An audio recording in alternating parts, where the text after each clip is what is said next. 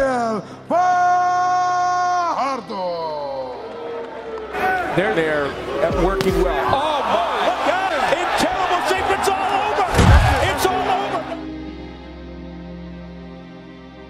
Isa sa mga inaabangang laban ngayong buwan na kung saan ay talaga namang pinaghahandaan na ng mga mahilig sa talpakan. Makakabili na ulit ako ng alak, sigarilyo at pulutan na kung ano-anong gusto ko. Ay itong laban ng ating pinagmamalaking halimaw na prospect natin sa larong boxing, ang tubong San Francisco Agusan na si Mel Fajardo alias Silent Assassin. Gabriel Casimero, yun yung gusto mong may sparring. Halimaw ang turing dahil sa 11 niyang panalo ay 10 dito tinudas niya via knockout.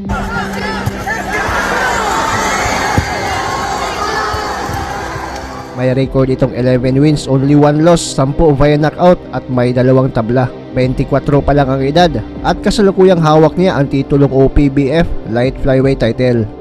Isa na sa mga dekalibreng boksingero itong si Mel Fajardo dahil pasok na sa 4 na major sanctioning bodies ang kanyang pangalan. Rank number 12 sa WBC Flyweight Division, rank number 14 sa WBA Flyweight Division, rank number 13 naman sa WBO Light Flyweight at rank number 4 sa IBF Light Flyweight Division. Kaya masasabing malayo na din ang narating ni Mel Fajardo. Subok na din ang galing at tibay, lumaban sa Pinas at 3 bansa na din ang dinayo nitong si Mel Fajardo. 3 beses dumayo sa bansang China at pareho niyang nakuha ang panalo. 2 pa sa mga incheck ang tinulas niya via knockout. Dumayo sa bansang Dubai para harapin ang undefeated champion ng Argentina pero tinapos lang ni Fajardo via second round TKO.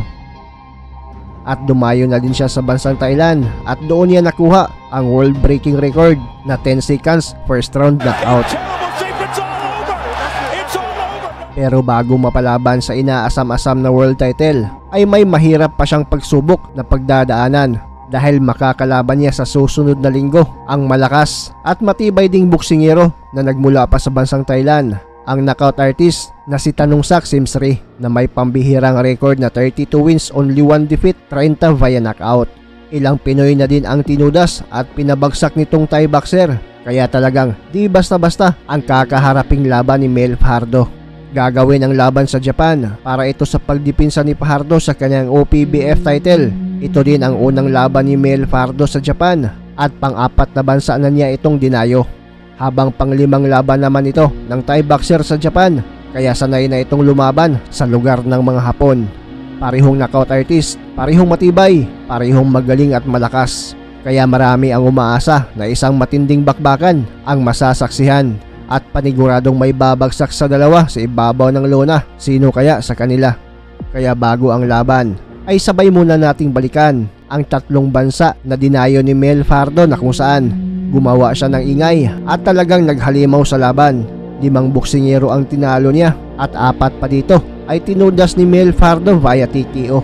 Una ay noong July 27, 2018. Dumayo si Fajardo sa China at kinalaban ang undefeated na incheck na si Xiang Li. Panalo si Mel Fajardo via majority decision. December 31, 2018, lumaban si Fajardo sa pangalawang pagkakataon sa China at nakalaban si Hulo. Tinapos niya ang laban via 6th round TKO. June 11, 2019, lumaban sa pangatlong pagkakataon si Fajardo sa bansang China at nakalaban niya ang undefeated na si Luzo. Tinapos lang ito ni Fajardo via first round TKO.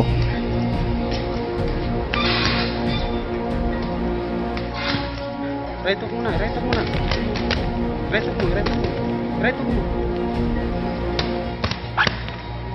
Again, go!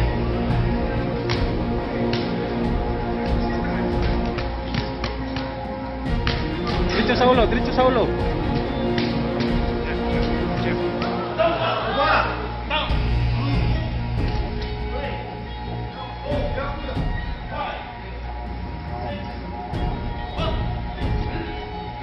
Ulitin mo na.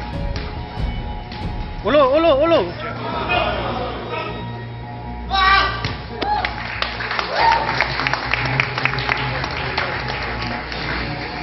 Marso 26, 2022, dumayo naman sa Dubai si Mel Fajardo para harapin ang undefeated champion na nagmula pa sa bansang Argentina na si Agustin Gauto.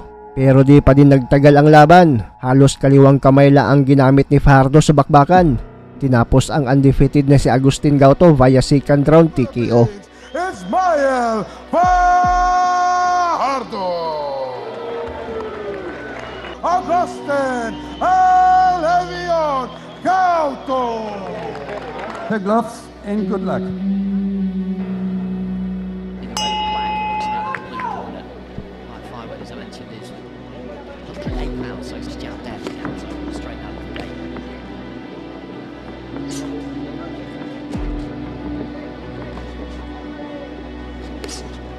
Nice work, isn't it? Just a little thing with the eyes running to the belly. Right, a nice jab to the head.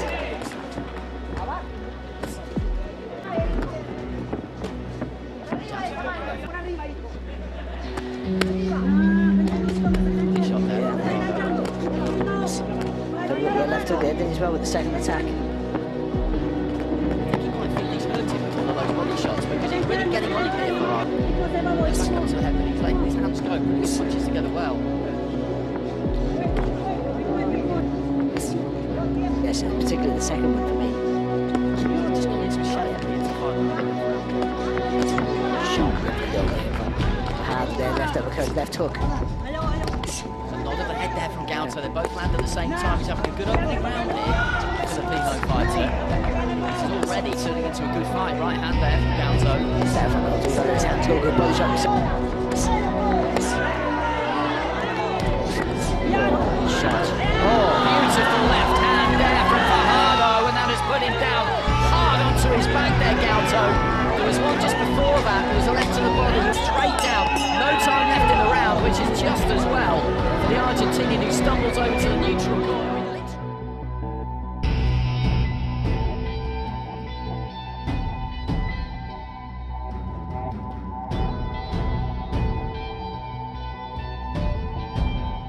Punches here, and it'll be very surprising if he doesn't get the win. Big left hand again there, straight at the start of the round, and he's almost kind of dragged down to.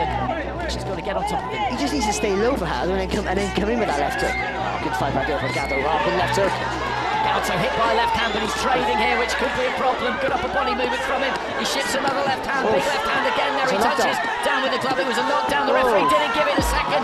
Left hand puts him on. Showing a ton of bravery and heart in there, but every time he gets hit clean, he's going to go down, and he's going to get hit extra time there. He missed the knockdown. There was a touchdown with the glove, which he missed, and then he was put down. Fajardo just looking for that left hook. Every single time he can throw it, he is throwing it. Dipping low at the waist there, touches down with the glove again, and the referee doesn't see it. That's another knockdown. Fajardo leading it round two. Oh, good shots. Oh, another big left hand, and he's taken those two somehow. He's thrown back himself. He goes down to his knees, more in exhaustion than anything else, but the referee does count him this time. The corner are looking on there, the Argentinian corner. I don't really, but I think he's done here, and it's only a matter of time, isn't it? Big left hand again there. The referee jumps in, and that's a good decision from the referee, who missed a couple of touchdowns in that round, but he's jumped in when he needed to. I don't think the corner were going to do it, and that is a massive, massive win for Miguel Fajardo. Sa kaparehong taon, December 28, 2022, sa bansang Thailand naman, naghasik ng lagim itong si Fajardo. Kinalaban niya ang Thai boxer na si Sarawat Jamtong. Dito nakuha ni Fajardo ang world breaking record na first round 10 seconds knockout.